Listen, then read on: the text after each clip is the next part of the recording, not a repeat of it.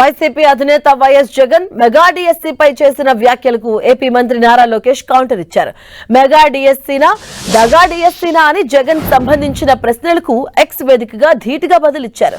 5 ఏళ్ల వైసీపీ పాలనలో ఒక్క టీచర్ పోస్టును కూడా భర్తీ చేయలేదని, జాబ్ క్యాలెండర్ ఊసేలేదని విమర్శించారు. కూటమి ప్రభుత్వం అధికారంలోకి వచ్చాక 16,000 టీచర్ పోస్టుల్ని భర్తీ చేశామని, 10,000 పోస్టులతో జాబ్ క్యాలెండర్ ఇచ్చామన్నారు. త్వరలోనే మరో డిఎస్సీని కూడా ఇవ్వబోతున్నామని తెలిపారు. మరింత గట్టిగా ఏడవటానికి జగన్ సిద్ధంగా ఉండాలంటూ మంత్రి లోకేష్ ఎద్దేవా చేశారు. జగన్ 10th పేపర్లు ఎత్తుకెళ్లిన దొంగ అని, అందరూ అలాగే ఉంటారనుకోవడం చాలా పెద్ద నేరమన్నారు లోకేష్. అత్యంత పారదర్శకంగా నిర్వహించిన మెగా డిఎస్సీలో నిద్రాహారాలు మాని చదివి ప్రతిభతో ఉద్యోగాలు సాధించిన 16,000 మందిని జగన్ అనుమానిస్తున్నారంటూ ఫైర్ అయ్యారు.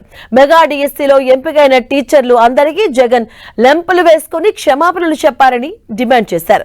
మెగా డిఎస్సీ ఆపాలని 200 కేసులు, గూగుల్, టీసీఎస్ రాకుండా కోర్టులో కేసులు వేయించారన్నారు లోకేష్.